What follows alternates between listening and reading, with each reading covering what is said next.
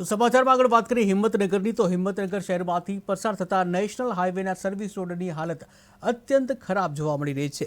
ત્યારે સરકારી જીનથી સાબરડેરી સુધીનો માર્ગ મોટા ખાડાઓથી ભરાઈ ગયો છે, જ્યાં દરરોજ આ રસ્તા ઉપરથી વાહન ચાલકોને ભારે મુશ્કેલીનો સામનો કરવો પડે છે। ત્યારે વાહનોને નુકસાન પણ થઈ રહ્યું છે। સરકાર વાહન ખરીદી ઉપર લાખો રૂપિયાનો ટેક્સ અને ટોલ ટેક્સ વસૂલે છે, અને આમ છતાં રસ્તાની સ્થિતિ સદાબહાર બગડેલી જોવા મળી રહી છે। ત્યારે તૂટેલ ખાડાઓથી ભરેલો અને જર્જરિત રસ્તો આજુબાજુના વેપારીઓના વ્યવસાયને પણ અસર પહોંચાડે છે।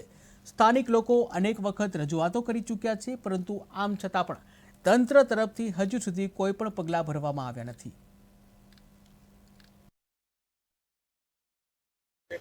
હાજી, મારું નામ ઇન્દ્રભાઈ શર્મા છે। અહીંયા મોતીપરામાં રહું છું છેલ્લા 40 વર્ષથી।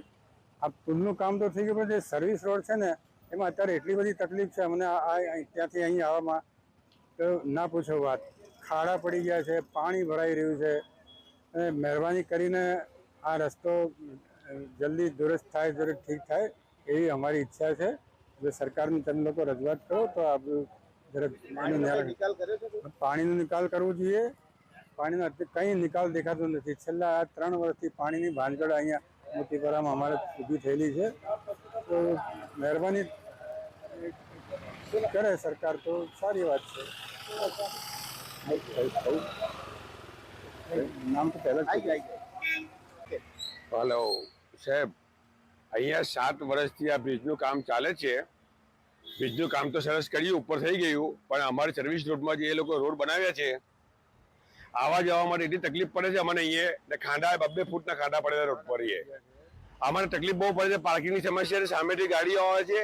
બ્રિજના નીચેથી જવા માટે રસ્તો જે આપ્યો છે એ રસ્તા માટે સામે પહેલે તો અહીંયા આગળ બી મૂકવા પડે, બમ મૂકવા પડે એમને, તો ગાડી ટ્રાફિક ઓછો થાય ને બીજું ડાયવર્ઝન આપવું પડે એમને।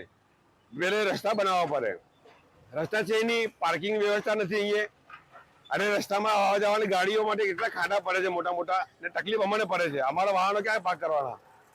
અમે બધા અહીંયા વેપારીઓ જ છીએ, બધા અહીંયા ઉભેલા।